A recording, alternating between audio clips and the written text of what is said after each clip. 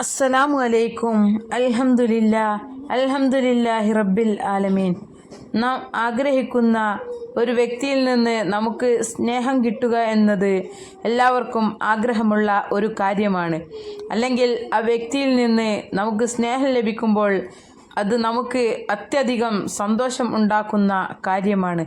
അപ്പോൾ അത്തരത്തിൽ ഈ വ്യക്തിയിൽ നിന്ന് അല്ലെങ്കിൽ ഒരാളിൽ നിന്ന് സ്നേഹം ലഭിക്കണം എന്നാഗ്രഹിച്ചുകൊണ്ട് ആ വ്യക്തിക്ക് സ്നേഹം കിട്ടാൻ വേണ്ടി ഒരുപാട് ദിക്റുകളുണ്ട്.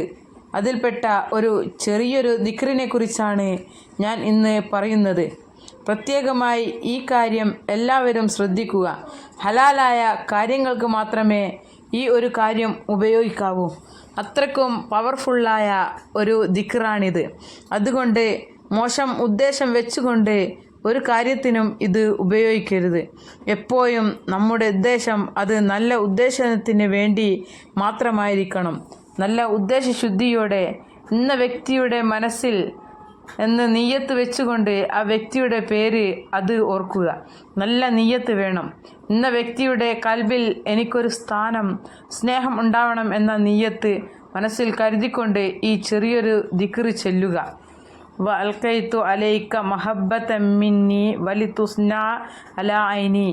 വഅൽഖൈതു അലൈക മഹബ്ബതൻ മിന്നി വലിതുസ്ന അലാ ഐനി. വഅൽഖൈതു അലൈക മഹബ്ബതൻ മിന്നി വലിതുസ്ന അലാ ഐനി. നല്ല ഉദ്ദേശ ശുദ്ധിയോടെ നമ്മൾ ഒഴിഞ്ഞിരുന്ന് പടച്ച റബ്ബിലേക്ക് ചിന്ത വന്ന് നമുക്ക് ഇത് ചെയ്യാൻ കഴിയുന്ന സമയത്തൊക്കെ ഉദ്ദേശശുദ്ധി നല്ലതാക്കിക്കൊണ്ട് ചൊല്ലുക.